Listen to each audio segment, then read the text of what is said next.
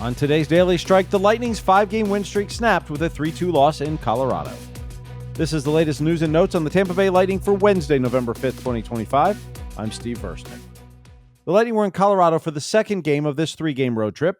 In the second minute of play, the line of Yanni Gourde, Pontus Holmberg, and Zemgus Girgensons had a dominant offensive zone shift, and then Nikita Kucherov came off the bench. Lightning changing with the puck in the offensive zone. Kucherov, a steal by the net, wraparound, score! Kucherov! Well, the Lightning made that partial change while they had possession of the puck in the offensive zone. Kucherov stole it by the net. Wedgwood was looking the wrong way, and Kucherov stuffs it in on the wraparound. 1-0 Lightning. For Kuch, it's his 5th goal of the season. He's just the 3rd Lightning player to reach 60 game-opening goals in his career. Steven Stamkos has the franchise record with 86. So the Bolts led 1-0, but then they took a too many men on the ice penalty, and the Avs scored on the power play to make it 1-1 after 1. Early in the second, Colorado scored 2 goals in a minute and 13-second span to give them a 3-1 lead. The Lightning would push back early in the third. D'Astous in his own end, right wing feed, point. Brayden point across the Avalanche line. Walks in the left circle. Backhand shot, score! There it is! Brayden Point!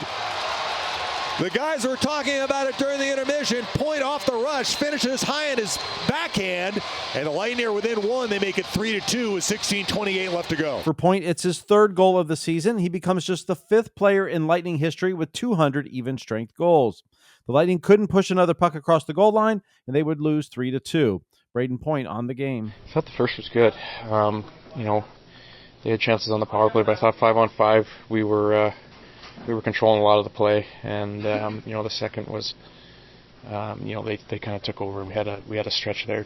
I don't know how long it was for those 2 goals, but that's tough to come back from. And Vaz played great, and the PK did a great job to keep us in the game and just come up short at the end. Charle-Édouard D'Astous had an assist and his first career NHL fight when he dropped the gloves with Gabriel Landeskog in the first period.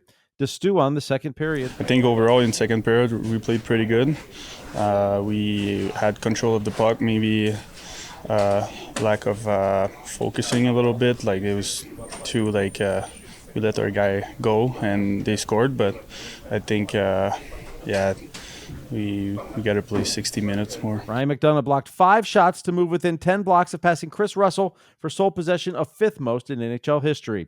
Victor Hedman got his 10th assist of the season on Brayden Point's goal. That leads the Lightning. And for the Lightning, it's their 10th one-goal game of the season in just 13 games. The Bolts are 4-4-2 in those contests. The Lightning are now in Las Vegas. They'll have a practice this afternoon at 4 p.m. Eastern. Then they'll take on the Golden Knights on Thursday night at 10 p.m. Eastern. Our radio pregame coverage will get underway at 9:30 on 102.5 The Bone and in the Lightning mobile app. You can watch the game on the spot, Tampa Bay Channel 66, and in the Lightning app. The TV pregame show begins at 9:30. A brand new Block Party podcast drops this morning as Zemgus Girgensons join Greg Wolf and Braden Coburn.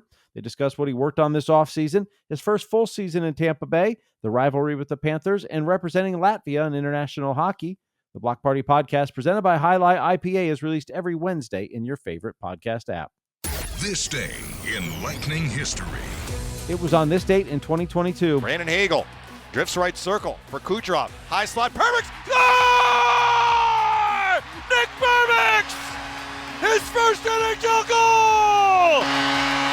4-3 Lightning with 4:55 left. The Lightning beat the Sabres 5-3 as Nick Perbix's first NHL goal was the game winner. Perbix scored 13 goals and had 50 assists in his 3 seasons with the Bolts. He is now playing in Nashville. The Syracuse Crunch host the Rochester Americans tonight. These 2 teams are tied atop the North Division with 14 points each. Orlando Solar Bears lost their school day game 4-2 to South Carolina. Orlando getting goals from Spencer Kirsten and Milo Rowland. Solar Bears have now lost 5 in a row. They head out on the road Saturday night at Greenville. Dave Mishkin and Greg Linelli will recap last night's 3-2 loss to the Avs on Lightning Power Lunch at noon Eastern. You can watch the show on Facebook, X, and YouTube, listen live in the Lightning mobile app, or download the podcast in your favorite app and listen on demand. Thank you for listening to the Daily Strike for Wednesday, November 5th, 2025. I'm Steve Versnick, where every day is Hockey Day.